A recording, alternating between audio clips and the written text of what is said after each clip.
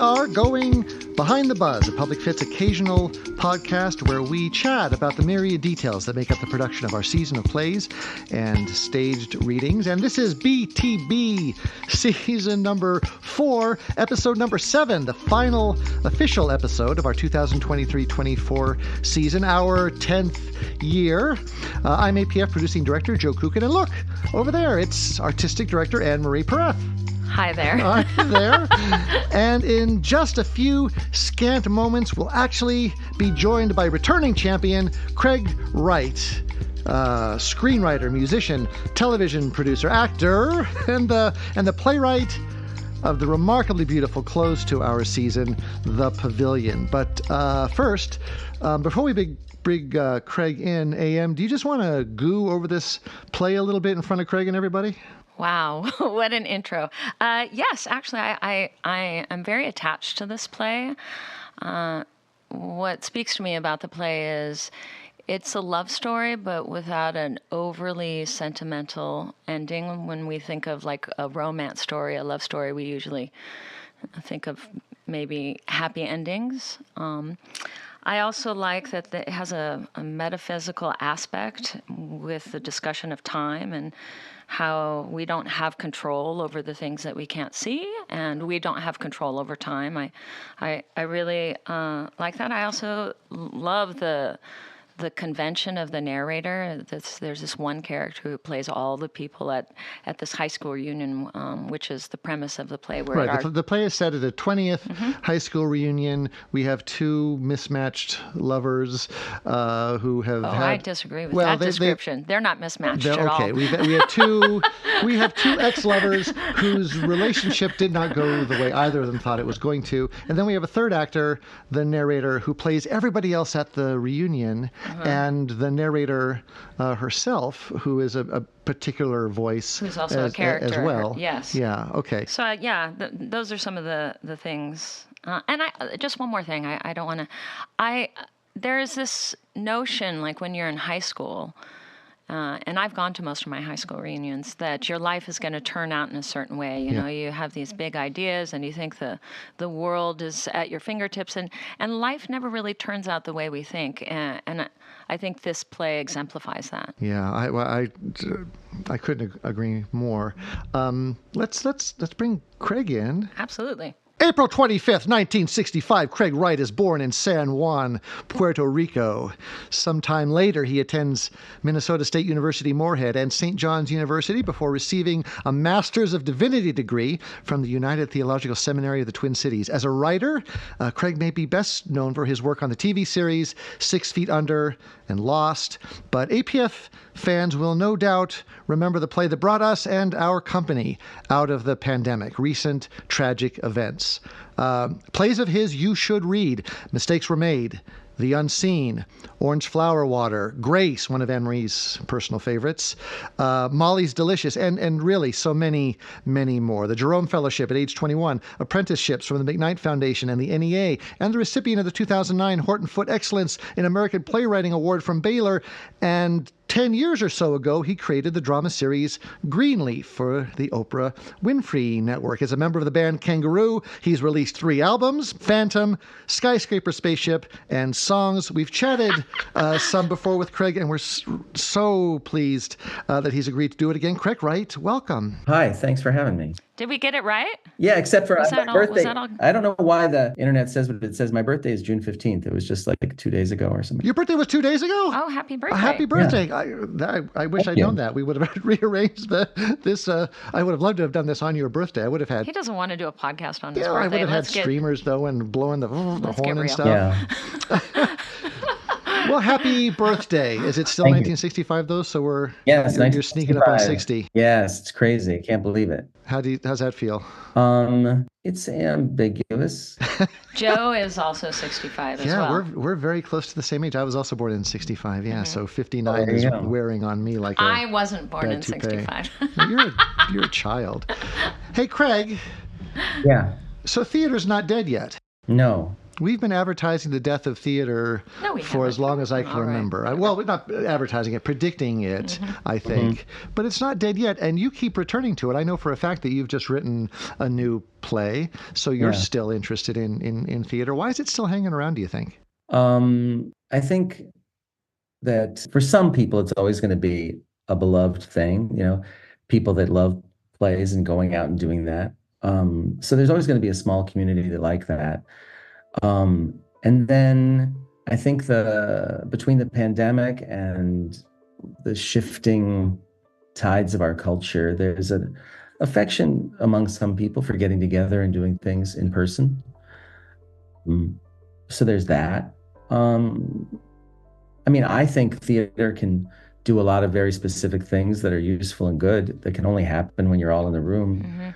And Absolutely. a lot of people maybe don't articulate that to themselves as to why they like it, but that is part of why they like it. At the same time, I want to stress though, like, there's not much worse than being in a terrible play when you're bored. It's like That's true. Oh, that's really true. It's like homework. It's like a hostage situation. the playwright Jeffrey Hatcher. He wrote a book about playwriting, and I'm Oh, yeah. quoted in there where I say, like, a bad painting is a bad painting, but a bad play you have to sit through. And it's just so awful. So I agree. Can I tell where we just were? Can I say that on recording?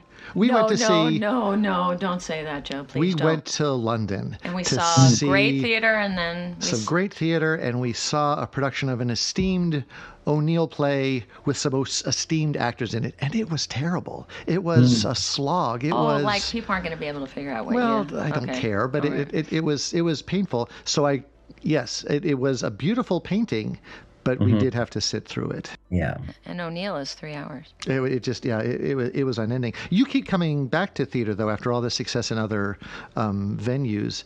Do you care to rank venues and suggest that? Why do you keep coming back? I like for me, the puzzle of it. I like to try to solve the problem.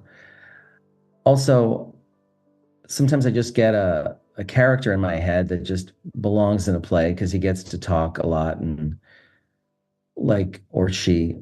A lot of my playwriting has to do with a voice. Like, it can't be a play unless there's a voice. And like my newest play called The Tailor, I just love that character of this hit. It's about a hitman in Chicago who has his sort of life changed by his relationship with the guy who makes some suits for him. And I just loved that character so much. And while you could make a movie out of The Tailor, maybe more than any play I've ever written, you could make the movie of it. There's just something very special about like him getting up and doing it. But I love solving the problem. Like, it took me a long time to write The Tailor because I keep trying to find ways to interest myself. Like, what play would I not want to walk out of? What play would keep me sort of going like, what is this? What's going on? And it took me a while to figure that out. But I still like the problem of a play about how to make it mysterious and meaningful in the way that it can be meaningful. I love that you said the puzzle or the problem because we just got done doing Indecent, and one of the lines in there is that the people who benefit from the play the most are the ones that are working on it, and then the audience who came got dressed up to support the play. But as a theater creative practitioner, I feel intellectually that I am a slow burn. There are people that I'm in company with who read a play very quickly and really see all the problems and the brilliance and the pitfalls of the play, whereas I have to really spend time with a play and meditate over a play and visualize the play in my own time and solve those problems. And I find it really healing. And I feel like that's why I keep coming back to plays all the time, because it's a healing experience emotionally, mentally, and if we're going to use the word spiritually, because I'm in that meditative state. And then also in the rehearsal room, like getting together with kind, thoughtful, heart-motivated people, intellectual people, and we all solve the problem together. That's very, very satisfying What for is me. the problem? You said, Craig, solving the problem. What is the problem? Well, to me, the problem is, for me, and it's just for me, because other people write different kinds of plays. For me, the problem is, how do you make okay, let's go back a second. So like I have a minor interest in magic, like my magic tricks, card tricks. Really? Yeah. And I haven't seen evidence of that in any of your work. No. Huh. No. Okay. I'm sorry. That was just a. That's okay. No, he flips the coin in Recent Tragic Men. Flips a coin. I'm not calling you a liar. I'm just okay. Yeah. So you have an interest in magic. Anyway, so like the worst thing about magic is that almost all interactions between magicians and people start with some sort of an invitation, like, "Hey, you want to see something interesting?" Or "Can I show you something?" Or whatever. It's like if you were walking past Disney Hall in downtown Los Angeles and there's a guy outside with the violin, and as you walk by, he says, "Hey, do you want to hear me play Paganini's, violin?" You'd be like, "Get the fuck away from me." Crazy violin man. Right. So I'm always trying to find ways with magic to get into the moment of it in a way that's less, "Hey, watch me do this." And so similarly with plays, for me, the entry point of a play is very complicated and difficult to make bearable because I totally love the old-fashioned proscenium version, which is basically like a movie, but it's not a movie, it's real people. In other words, like if I have to go see a play, like I want to go see You Can't Take It With You. Like I want to see a good old-fashioned proscenium play and watch. Really? Yeah. Kaufman and Hart. Yeah. And I want to know, well, because I get it. It's like, oh, this is like a vaudeville or the story or whatever. But like the problem of how to invite the audience in to what are we doing here all together in person and not pretending to pretend that it's real, but acknowledging it isn't real, but making the pretending a real thing that we share. That feels like your work. That statement right there feels like everything I've read of yours. Right. This shared experience. Yes. And the reason I dig that, the reason I like that is that I think part of the virtue of theater, the reason theater is a valid art form is the problem of being in a play, if you take it seriously, right? If you take the work seriously, is that you can't stop and you have to be who you are. Like if I'm in Waiting for Godot or something, I'm playing Dee Dee, like I'm Dee Dee and I have to be here for the first act. I got to come back in the second and do it. I can judge my character. I cannot enjoy the play. But I have to do it. I have to show up and I have to be there and I have to be the character I got. Well, that is a very, very accurate effigy of what it's like to be a person. Like short of suicide, you're stuck with who you are and you have to be here. And so that's a great effigy of what it's like to be alive. So I just try to make the plays feel like accurate effigies of my experience of being a human being, which is I'm stuck with my lousy character and I'm in the play. Do you remember? Do you remember The Pavilion? It's been a couple of years since you wrote it. Oh yeah, I remember it very well. And I have to say, Craig, it's actually one of my favorites, if not one of my favorite plays. Certainly one of my favorites of yours. Can you tell me a little bit about whence the play? What sort of spawned its creation? Because I think some of the things you're talking about now are in this play. A wonderful line in the play, in the middle of life, you find yourself alive. And there's a very simple line that Peter says after the universe doesn't work out for him again, where he just says, "And I'm still me."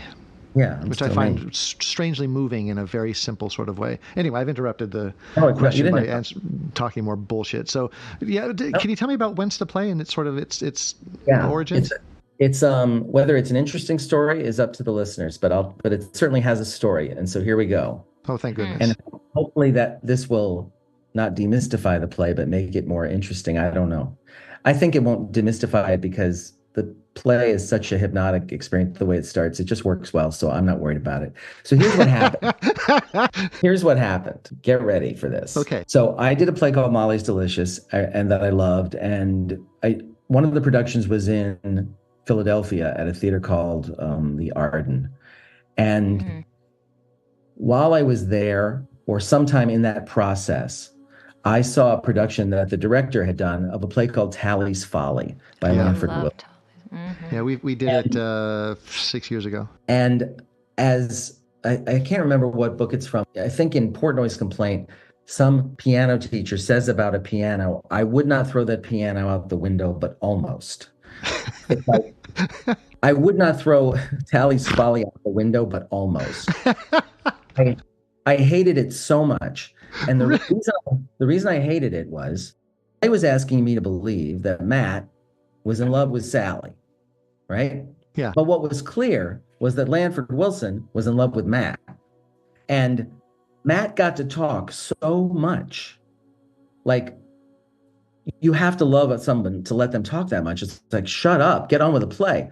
And then Sally goes with him, and I don't quite believe it because I think he's kind of obnoxious and I don't like him. But I know Landlord Wilson liked him. Matt is Landlord Wilson's idea of a guy, but it's not a real guy and I don't like him. So what I did was I said, I'm going to write a play where a guy comes back to get the girl and she says no. And it's going to be my way of destroying Tally's Folly. So this play was written out of spite. I like it. Well, it starts that way. But the process usually starts that way. It starts with a negative. It starts with something you're having an argument with. And gradually, if you have a heart, you find out you have to affirm something. And so I started the play, and it took place on a dock across the lake from the pavilion. And he went to see her before the high school reunion. And then the second act was they come back afterwards and talk, right? And so I wrote that, and I was bored. It's like, oh my God, these two people, they won't shut up. It's like, enough. So then I'm like, what am I going to do? What am I going to do? I'm bored. So I thought, well, I guess you have to go to the reunion. And then I'm like, oh shit, I'm going to have to have 13, 20 characters. How heck am I going to do that? And so then I'm stuck with that problem. Well, now cut to a little box of index cards on my desk. A few years earlier, I had written a sort of plan for a novel. And it was called Susan of Kansas. And it was about a woman who was the last surviving human being after an epidemic had vanquished the world and killed everybody. And she was the last person. And her parents had been academics at a college in Kansas. And she had stayed there and survived in the library and learned everything she could about everything. And according to the person writing these cards, after having taken in everything there was to know about the world, she had uttered a single word, and that became our new universe in which we live. And Susan of Kansas is the creator of that world. Wow. So it was sort of biblical kind of and mythological science fiction kind of thing. Yeah. And the sort of holy language about the creation of the world in Susan of Kansas. So now I got this idea. I said, okay, I'm going to make one other person on stage, and it's going to play everybody else at the show. Mm-hmm. And it's also going to be the person who creates the whole world. And I'm going to use the language I have from Susan of Kansas to do it. Mm-hmm. And so that's what I did. I took Susan of Kansas and I put it as a grid over my emotional problem of the two people. And then the pavilion came into its existence, its clarity, which is, not to be fancy, but I know you like this kind of thing, Joe, so I'll say it. Samuel Taylor Coleridge said, I do like this kind of thing.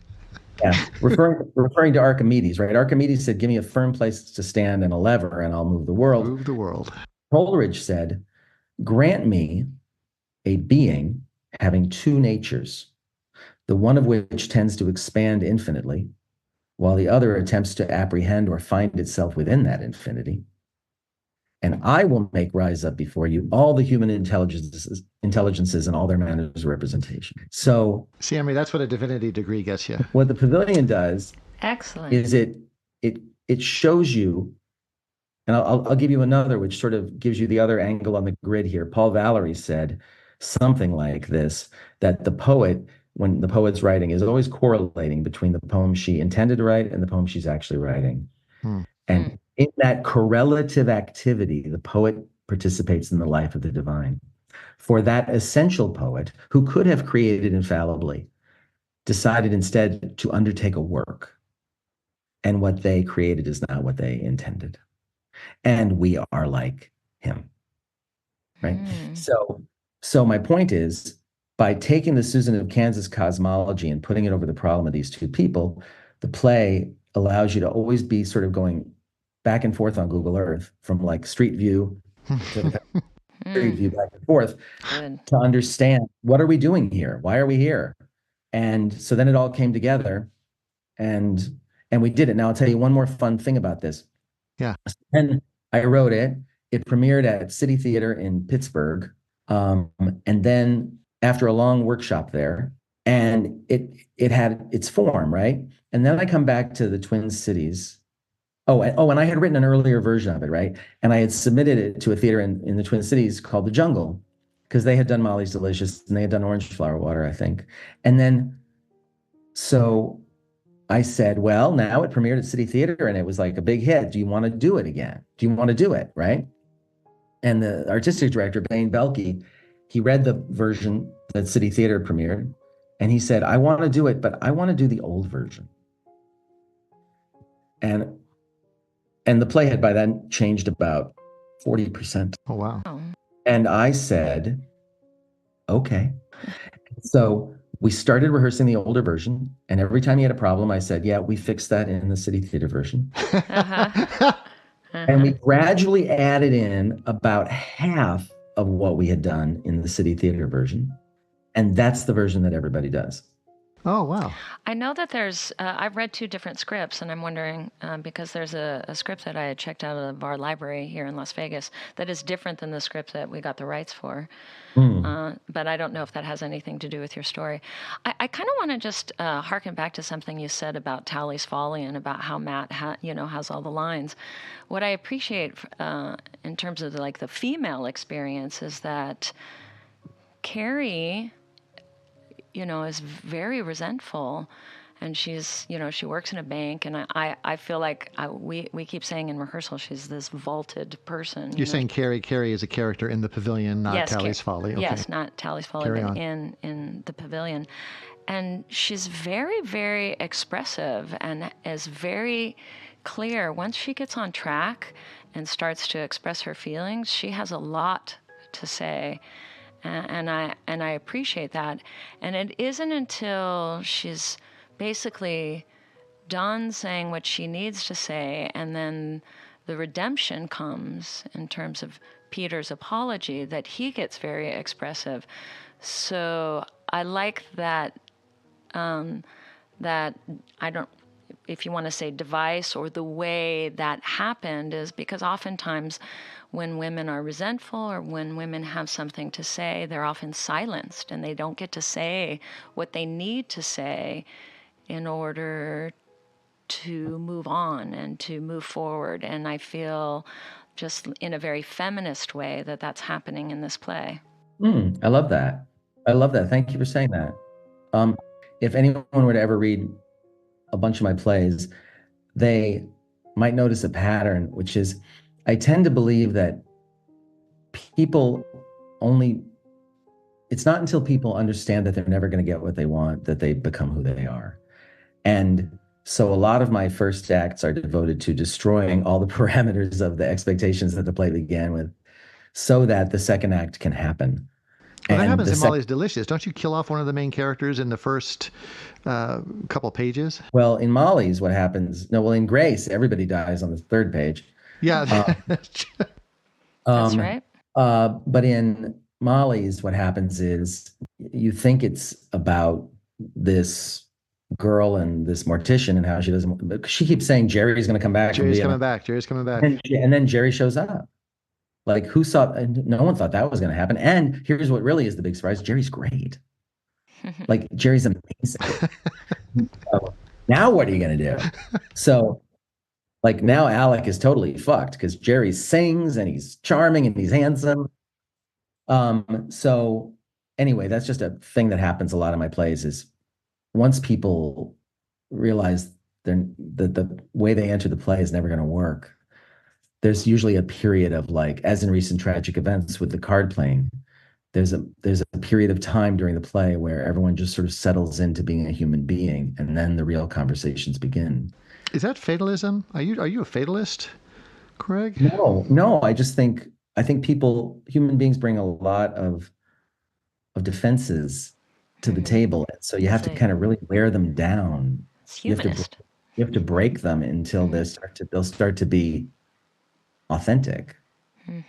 It's just sort of it's not a fatalist unless it's only fatalist in the sense that like if you deprive oxygen from a person, they die. It's like, is that fatalism or is it just chemistry? It's like it takes time for people to realize what's ego in them and what is spirit. And the ego has to get broken down. Well, I had the good fortune you sent me your latest play, The Tailor, and I think that's one of the themes in that as well. The idea of sort of inherent character versus, I don't know, romanticized character or inherited character or believed character or whatever. True character will out. Is that fair? Yeah, well, I mean, part of what I wanted to do with The Tailor was, and why it attracted me a lot as an idea, and it's stuck with me for many years, is that tailoring is a very, very unique situation in life where it has nothing to do with aspiration. Like you don't make a suit for the body you plan to have next year. You make the suit for the body you've got right now. And it's very rare that you are totally accepted the way you are. But a tailor works with who you are. That's his job. That's her job. And so what I'm saying in The Tailor, among other things, is when you are totally accepted as you are, you change. Have you found a home for a production of Tailor yet? No. Wow, that's something to think about. I love what you keep repeating over and over in like the last 5 minutes about the ego and being human, because I find in your stories that's happening, but that also in the process, because that's what Joe, and I obviously do, is we take these plays and then we work with all different types of people. Some of them have very healthy egos, and then some of them are a little bit more fragile in the rehearsal process, and then getting creatives to operate from a place of a healthier place so that they can make the play live and not create chaos, backstage or, on stage during the play, so that they can tell the story. So it's like art and life are walking hand in hand all the time. And those are conversations that I often have with myself. Even as a director, as a person of leadership, I am often saying to myself, I just have to not get in the way. I can't let my ego get in the way, because I'm not the one standing on stage. It's these other beautiful people who are standing on stage, and therefore I have to service the play and not service my ego. I wonder how often a director, when you presented a new play, how often a director manages to really accomplish what you set out to write, what you envision when you're writing. How often a director manages that? Is it frequent or infrequent, or are you often disappointed, or do you accept the loss that comes during the collaborative process? I'm usually somewhere between satisfied and thrilled. It's like, I mean, the only time I've ever been outraged was when I came to see a production of The Pavilion in Los Angeles, and this director had decided that the narrator would have costume changes for each character. No. And that's not true. You're making that up. No, I'm not. Not only would the narrator change costumes, but would leave the stage. They had to create new dialogue for that they didn't ask me about. That really is the dumbest thing I've ever heard. Oh my God, it was. And afterwards I said, this is the dumbest thing I've ever seen in my life. This is so wrong. It's so dumb. But that's really the only time I've been upset. My favorite productions of the Pavilion, or I won't say favorite, but like I've seen productions of the Pavilion that literally happen in people's living rooms. Like people would just invite 50 people over and then they'd put a bench down and did the play. Oh, that's funny. I kind of hate to tell you, we feel like your set design was a little bit extravagant, so we cut back the 2 benches to just 1 chair. Just to really minimalize it. And it's funny that you say that, because all of our blocking rehearsals actually take place in our large living room here, because summer rehearsal space is hard to come by in Las Vegas. So, we're in the living room. By. Yeah, if you happen to be in Vegas the next couple weeks, come on, watch the run-throughs in the great room. The other reason I ask is there's a moment at the end of the Pavilion, and we've done a lot of spoiler alerts in this whole season, so people should be expecting this by now. Where Carrie and Peter come together for the sweetheart dance. And as written in the play, it's very simple staging. Carrie enters, they dance, Carrie exits, Peter exits. Very simple.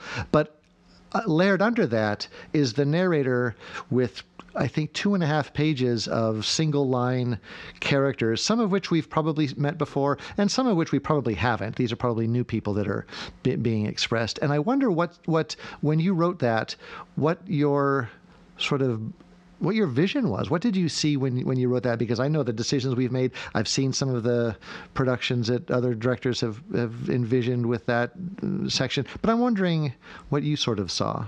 What I saw was, I think, very simple, just that the narrator is speaking to the audience or speaking towards the audience, and they're dancing. Can I ask a question about that? So the way we've treated it is it's a bit of a sound bath of all the different characters that have attended the reunion, right? And so... and we have a female narrator, so she's inhabiting all of those different ideas and different voices and making those switches. And then Joe said very nicely at yesterday's rehearsal that, in the moment when the character, the narrator character is playing a particular character, say like Smoke or Angie, they're very... consumed with how this Carrie and Peter thing is going to work out. But once the night kind of comes to an end, everybody just kind of goes back to their own lives and becomes enthralled with their own lives. And so it's that collective sound that we're all part of, at a reunion.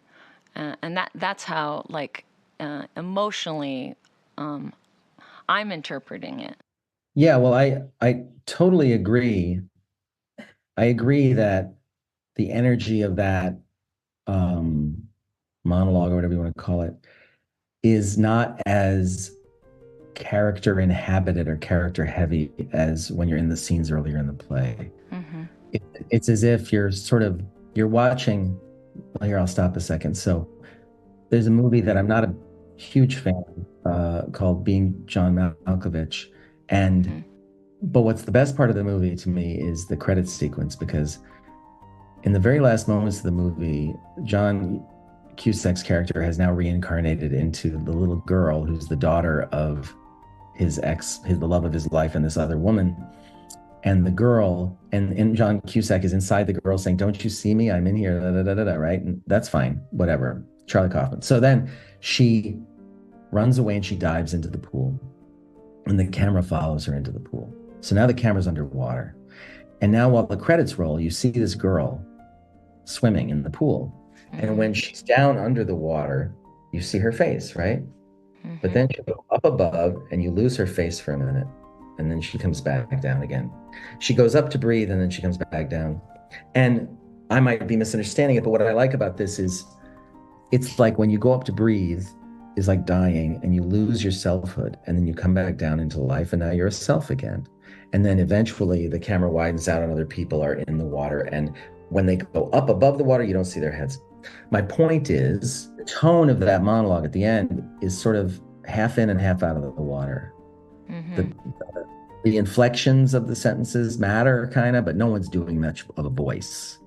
Yeah. It's turning into the universal voice that speaks for everybody, you know? Can I ask you a question about...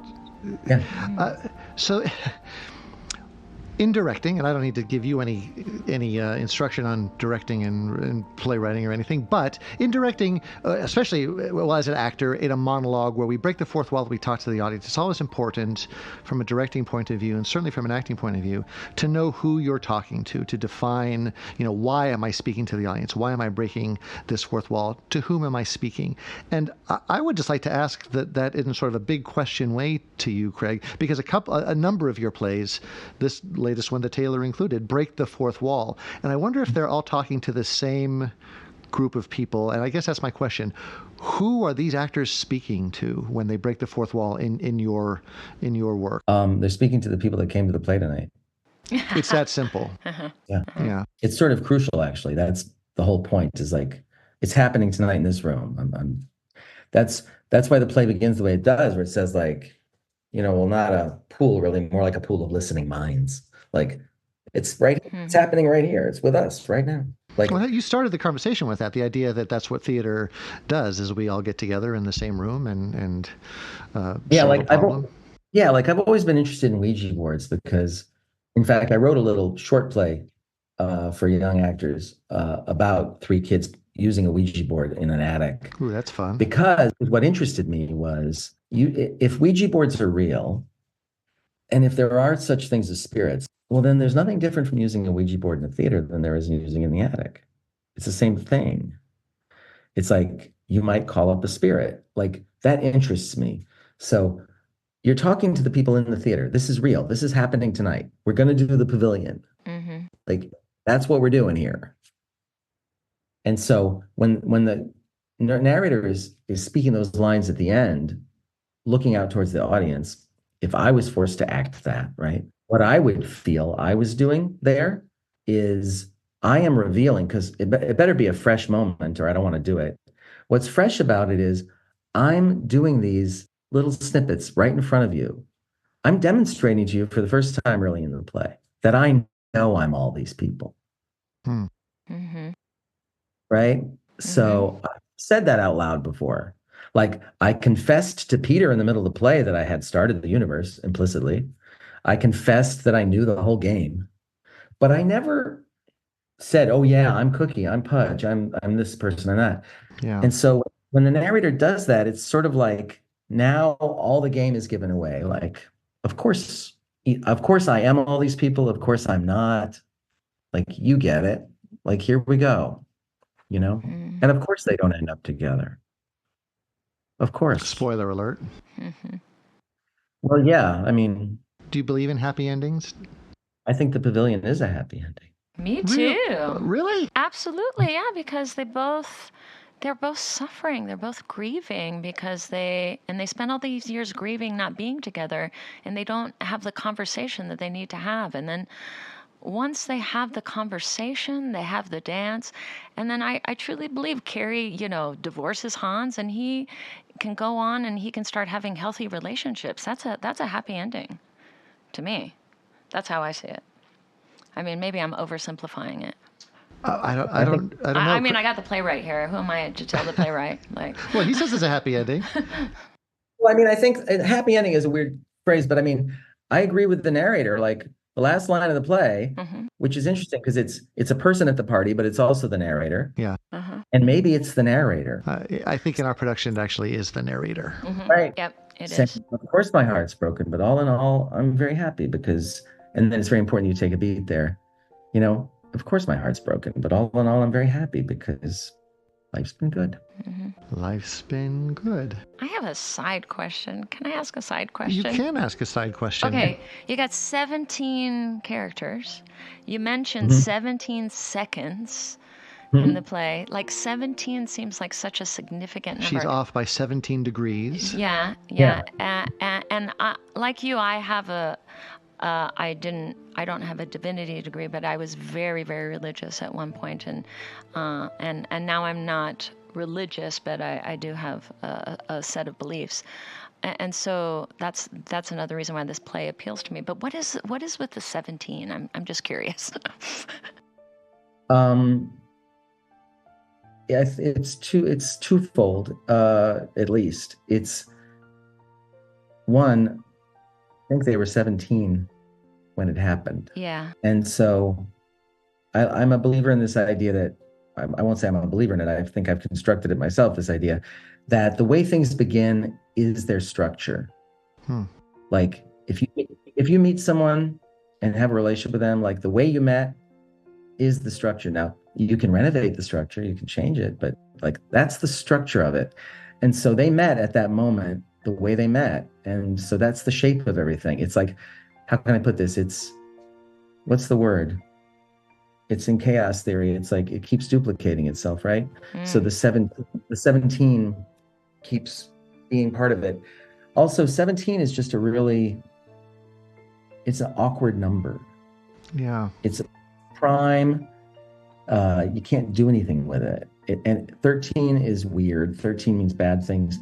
17, it's just an awkward number. It's like, it's just the amount you wouldn't want to have to deal with. I like that. Like rewrite the play and see how it sounds. It's like, my whole life is like 22 degrees off from where it should have been. It's like, oh, that's not right. No, 17 is right. And also, it's not much. It's just a little bit. Yeah, but a little bit in the cosmos could be quite a lot, though. Oh, yeah. In chaos theory, absolutely. Yeah, so... It's the butterfly principle, isn't it? Yeah, absolutely. I mean, if you're supposed to pick someone up at the airport at 10 and you're there at 10:17, they're already in an Uber. It's like, that's right. Yeah, and then you don't get to have that conversation. You talked about the origin of the play and what it's about. The narrator says very early on in the Pavilion, this is a play about time, but you haven't said anything about time yet. Is it really a play about time? Does that fit in, or is that a convenient way to remind people that they're going to be here for 2 hours? No, here's the thing, because Peter comes back, I think, wanting to be forgiven and loved. And Kari comes wanting to, who knows, whatever, I don't know, mostly to be left alone until she's prevented from that. And yes, I said Kari. That is how I was. I know. Joe and I just gave each other side eye. We're like, do we have to say Kari? We're like, do we change it now? Well, I'm just, the reason I say Kari is twofold. One, it's Minnesota appropriate. Yeah. And specific. And two, there's a vast, giant artifact about a girl in Cary in high school who is a demon who's covered with blood and kills people. And so that's true. I went with that's Kari. true. I didn't even think of that. Well, we got 2 weeks. Kari it is. Anyway, so what was the question? The question was time. Oh, time. Yeah. So they come for one thing, but they get a different thing. And like, I think the biggest, I won't say biggest, but one of the most important lines in play is most crucial lines for defining what this play is about is when Kari says, I just want to let it go. Yeah. Mm-hmm. I want to let it go on. Mm-hmm. See, so that time is built into that idea. So here's the thing, like in my play, Melissa Arctic, right, which is a rewrite of Winter's Tale, in Shakespeare's play, there's a character of time. And have you ever read it, Joe? Winter's Tale or Melissa Arctic? No, I don't think you sent that one. Well, it's a musical. It's published. You can get it. Okay, yeah, I'll look at it. We're huge Craig Wright fans. We're gonna I told you, I threatened it in email that we're going to start the Craig Wright Theater Festival out here and compete with Utah Shakespeare Festival. That would be. Yeah, we're gonna do the Nevada Craig Wright Festival in direct competition to the Utah Shakespeare Festival. That's my plan. And by the way, it would just be, of course, it's in Las Vegas. Of course. So anyway, so there's a little girl in the play who's time, and in the first act of the play, she's just there in all the scenes, and you never refer to her, and no one sees her, right? But she's just there. And then at the beginning of the play, everybody sings this song called "Everything Be Still," right? And they're saying, "Everything be still. Can everything be perfectly still?" Right? And then you start the play and every scene starts like a tableau, like a painting that comes to life, right? Yeah. Then at the top of Act 2, the little girl comes out and she sings a song where she says, "Who am I? So small, mysterious and strange and hardly here at all. I wander, I creep like ivy up the walls of wakefulness and sleep.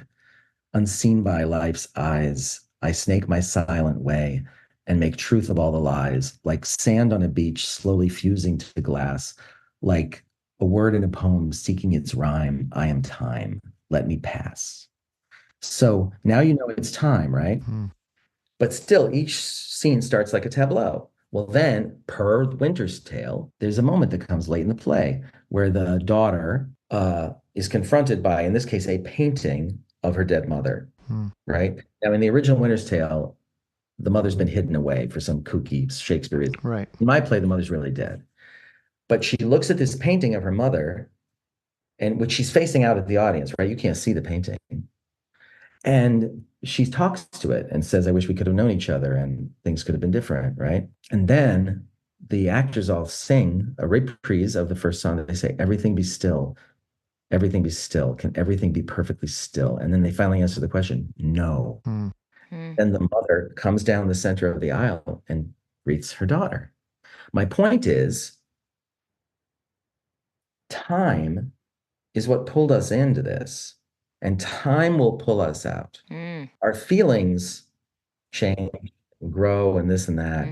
But when you're alive, you say like, and you're in love, like, I don't want things to change, right? I don't want things to change. At some point you go, oh, I want things to change. Yeah. I want them. And then time will pull you forward. And so when she says, "I want to let it go," she goes, "I don't want the universe to start over again. I want to let it go. I want to let it go on." She's saying, "I want time. I want time to be time." Well, the narrator says that too. The narrator comes down and tells us, if you say no to time, this universe will tear you to shreds. Right. So what the play really is about time. The play is saying to you, you think you want to be forgiven. You think you want to feel something. You think you want to be happy. But guess what? What you really, really want is time. You want to be pulled along in the flow. You want to be pulled through time. Well, and to be able to go forward, I think. Yes, well, that's what we all want. That's what you want. You think you want to be happy, but you don't. What you want is to be in the flow of time. Right. I'm always afraid that my time will, like, just in a life, death, and the afterlife perspective, that my time will end. I'm always thinking in that way. So I do always want to be pulled forward. Well, now I'm going back and forth because I was going to ask you about this blurb on the jacket of the play that says calls the pavilion the Our Town of Our Time, and I was going to argue with that, and then I was going to agree with it, and I was going to argue with it again, and now I'm back to agreeing with it because I think what you've said there talks about the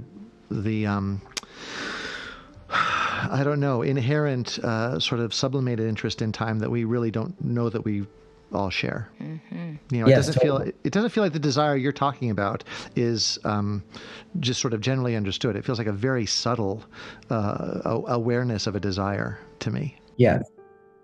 By the way, just to go on the record, like, I have one little rewrite for Our Town. just one? All right. I love Our Town. I love Wilder.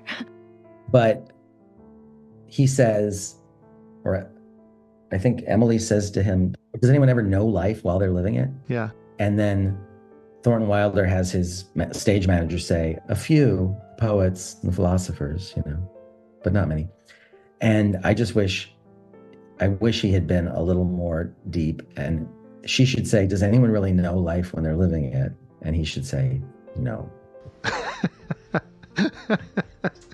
I think we're back to the fatalist question. Yeah. He was too enamored of intellect. Like, oh, really? The poets and the philosophers, Thorny? But you keep trying as a playwright. You keep trying. You're still putting it out there. I'm not saying that you're providing. Oh, I'm just saying. I wish he hadn't glorified poets and philosophers. Like, say nobody fully gets it.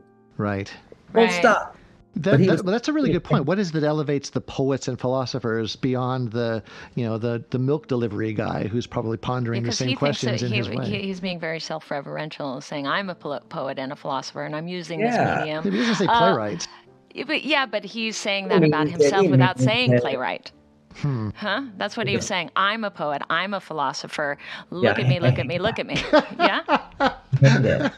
Yeah. No, I get it. Yeah, absolutely. But in terms of like, nobody really understands life and, while they're living it, like we're just little specks, And my life in Nevada, and how I understand it here is very different than the life of somebody who's in Yemen, Oh, that's certainly true. What are you working on these days? What do you got going? Well, I'm trying to get the Taylor produced somewhere. I've got a production of The Unseen coming up in London. Oh, great. Damn. I'm going to probably rewrite that a little bit. And then I'm working on a show for Apple with another writer about a young woman rising through the music business, through the Latin music scene in Miami. And that's fun. And I'm trying to sell my own show or get something else going. There was a strike here and it kind of torpedoed a lot of stuff I was doing. So I picture my life right now as I'm sort of like, you ever seen that beginning of that Tom Cruise Mission Impossible movie where he runs down the runway and grabs onto the plane and it takes off and he's like holding on. Like, right. I'm not back in the plane yet. I'm being pulled outside the plane. I wish I was a big name TV producer, Craig Wright, because I would sign you to a lifelong contract. Now there's going to be a Craig Wright meme instead of Tom Cruise's face on there. It's going to be your face. Hanging onto the airplane. Well, you've been so generous with your time. Oh, you promised us 45 minutes or so. You've given us 45 minutes or so on it.